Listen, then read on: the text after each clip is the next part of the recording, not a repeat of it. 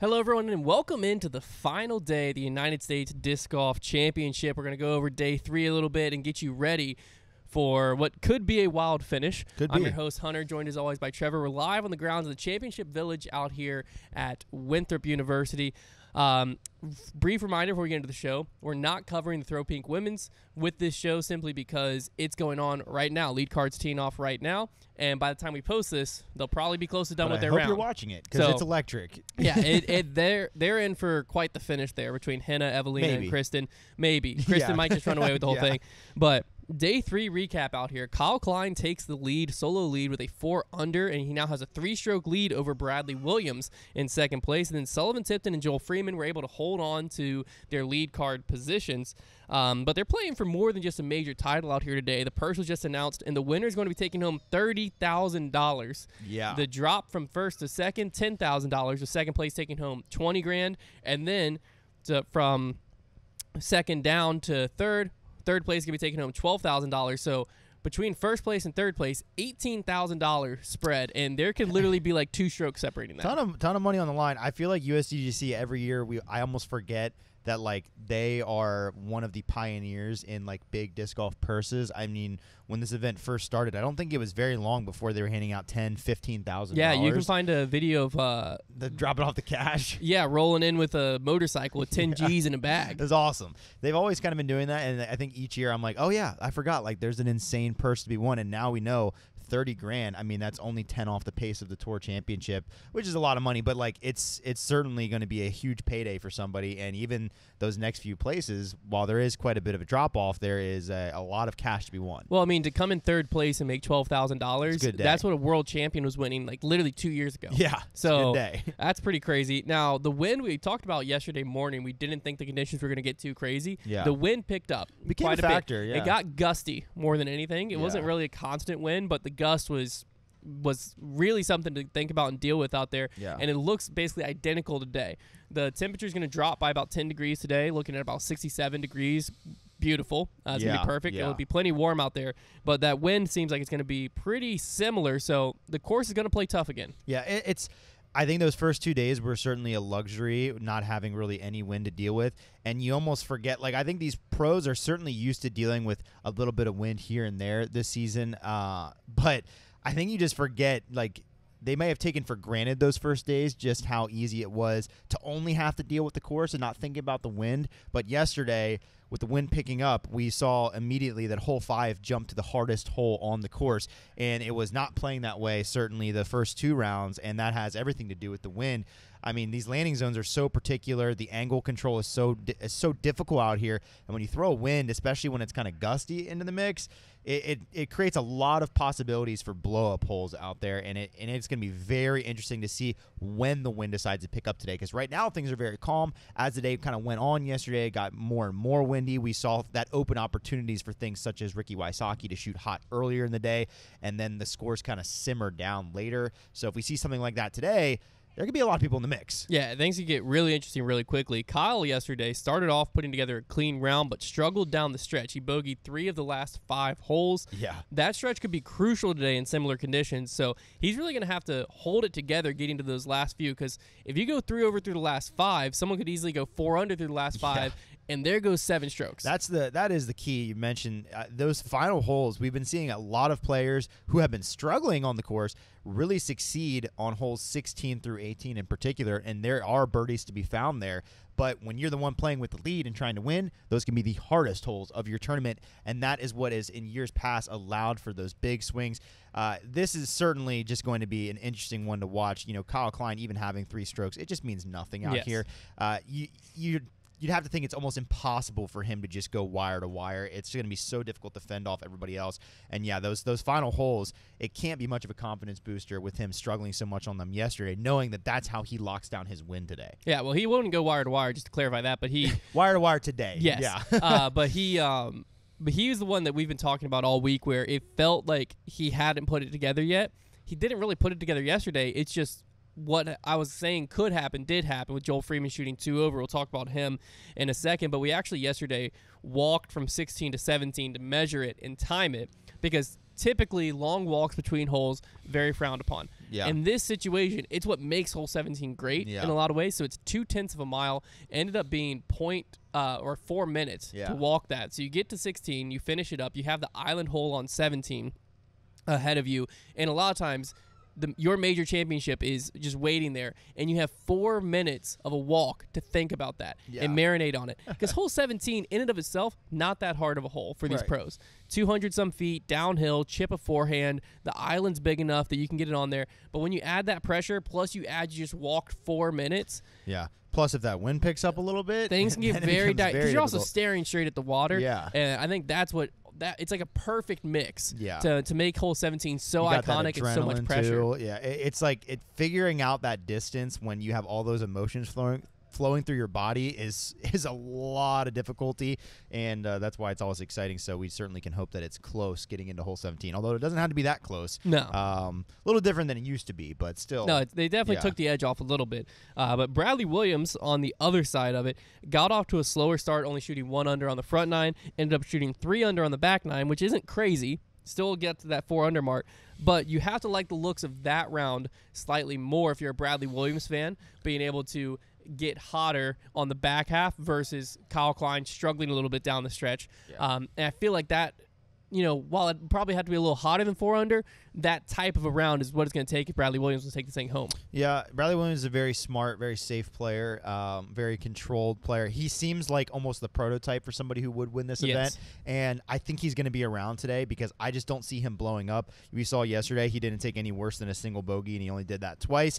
There wasn't a lot of players who were able to avoid those big disaster-type holes yesterday, and I think we're going to see the same thing out of him today, and I think he's just going to be around. He will be nipping at Kyle's heels the entire round. He'll be right there, and he may be the one to catch today. Now, Sullivan Tipton was one of those players that was able to avoid the big blow-up holes, but he had 5 birdies and offset them with 5 bogeys. Yeah. Impressive, though, all things considered, due to the fact that he's able to stay on lead cards. So he's able to keep his composure out there with an up-and-down round and is now back-to-back on lead card, and he's made it. He's done it. He's lead card final day at one of the biggest majors of the year. It'll be interesting to see, in my opinion, obviously he wants to get out there. He wants to win this tournament. You don't know how many shots you have at a win, but he's won in a lot of aspects here. Getting this exposure, getting this under his belt early in his career, having this final day lead card. If he can go out there and just put up a solid performance, keep it in the top 10 where he qualifies to come back here next year. Yeah. Obviously, I don't think that's what should be on his mind, but I would consider this tournament a huge win for him if that's what he's able to do. Yeah. I mean, I'm sure he's definitely still in that mindset of this tournament is his for the taking if he wants to. But like you mentioned, I think that, a top 10, a top 5 especially, a lot of money to be won, a lot of experience to be gained, and certainly always a confidence booster as you kind of finish your season on a strong start. We did see him struggle on that back 9, took too many bogeys there after kind of piecing it together on the front a little bit more. So it'll be interesting to see how he comes out today, but always difficult playing in front of a lead card. So it is impressive he was able to stay there at even par. Yeah, now Joel Freeman, 2 over par yesterday. Yeah. He struggled out there, which you knew someone on lead card was going to, but fortunately for him, he's still in the mix. He's only sitting 5 strokes back today. A lot of times if you're lead card and you shoot 2 over, if you do that on the wrong day, you could get left in the dust and fall way down the leaderboard. To fall to just a tie for 3rd, very fortunate for Joel. And a lot of times in sports, when you get that good fortune, you get that lucky break, you have to just run through the door and take advantage. I think that's kind of the position Joel's in going into today's round. No, he had a really slow start yesterday, couldn't get anything going, got the eagle on 10 again, started getting things moving, and then went right back to a screeching halt with a triple bogey on 14, which you just can't do. And so I think that was kind of, his round could have ended a lot differently yesterday, but it just didn't quite work out. And, he's still in it today. I didn't really expect him to be somebody who was going to struggle yesterday. I thought he was going to be able to stay closer to par, maybe a few under, but certainly had some struggles, and we'll see what he can do today to try and catch back up. Yeah, the lead card as a whole didn't do anything crazy in either direction, but they left the door open, and no one on chase card really ran through it or pushed. It was definitely a big opportunity. Simon shot 2 under out there, but the double bogey on 5, which you'd mentioned how much harder 5 played yesterday, double bogey on 5 really hurt him overall. Just a par there which Simon was going for birdie, I believe, just a par there, puts him at 18 under on lead card and only 4 back. Yeah. But instead, now he's 6 back. It's 16 under and on chase card yet again. Yeah, and, he's still in that position like he kind of was yesterday where he can do something special today. Luckily, he was able to birdie the last 2 holes to kind of get himself even into a chance. But only being 6 back, and, once you kind of get past that lead card, it's probably going to take close to double digits, if not double digits, somebody to really fire off something special.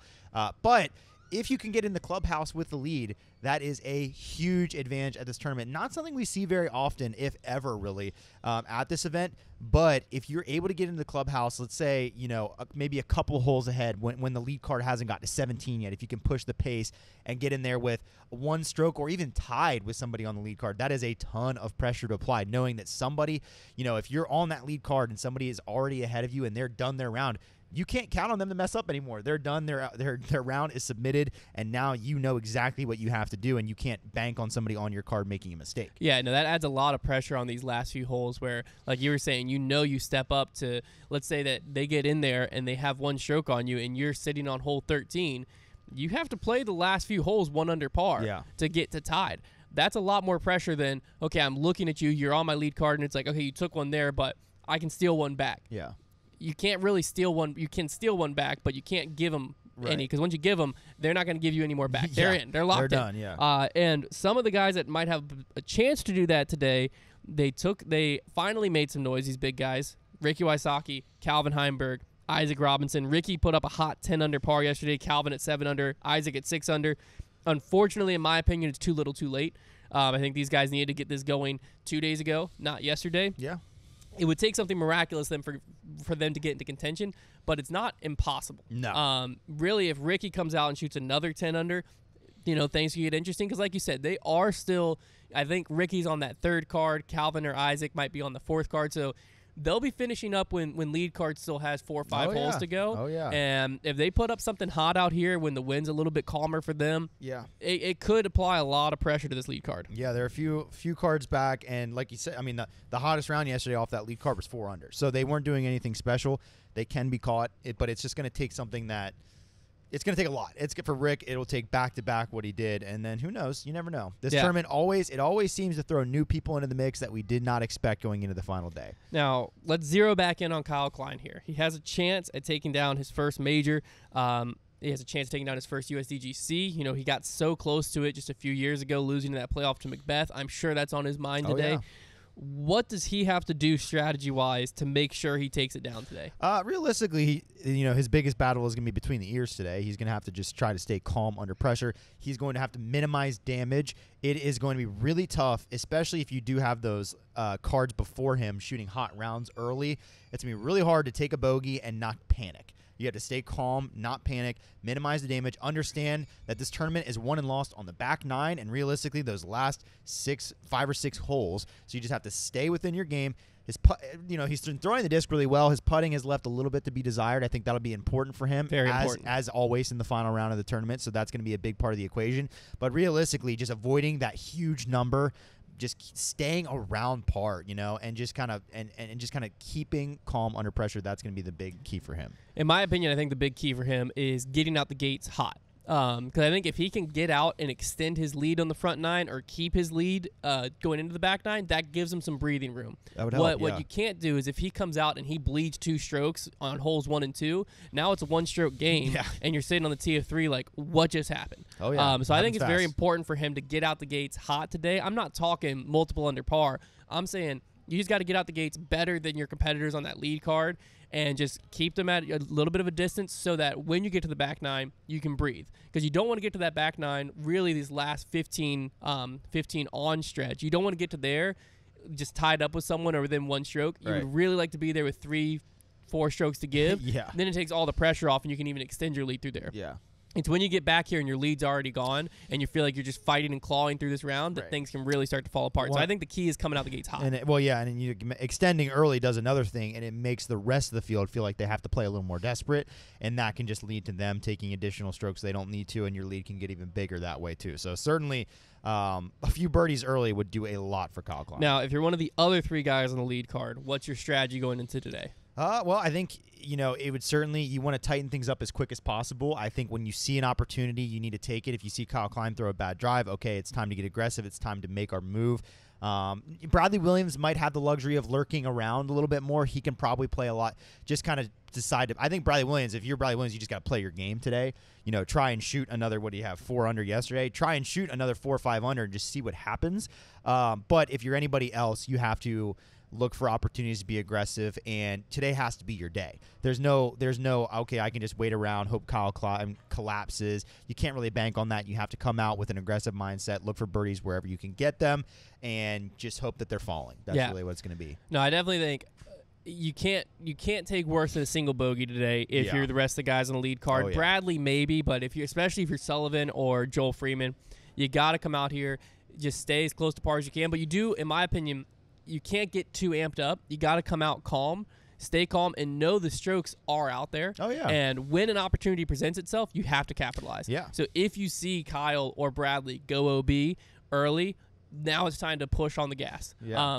I think where they're at is a similar mindset that we've seen Kristen Tatar have, and we just saw Haley King win with, which is I need to play my game, I need to play calm, and then I need to attack when other players are giving me strokes. Yep. Because if you're handing me 1 stroke and I'm able to push the gas and take 2, that's the type of moves you want to be making instead of you're already, locked in for par and I'm trying to do something crazy. That's when things can start getting dicey. So I think they need to keep calm, know the strokes are out there, and be strategic when they push the gas and when they pull themselves back. Now, Chase Card is sitting between 6 and 7 strokes off the lead. How do you balance the all-gas, no-brakes approach that it would probably require for them to win and the position golf of knowing if you get a top 10, you're already qualified to be back here next year? Yeah, I mean, it depends on what type of player you are.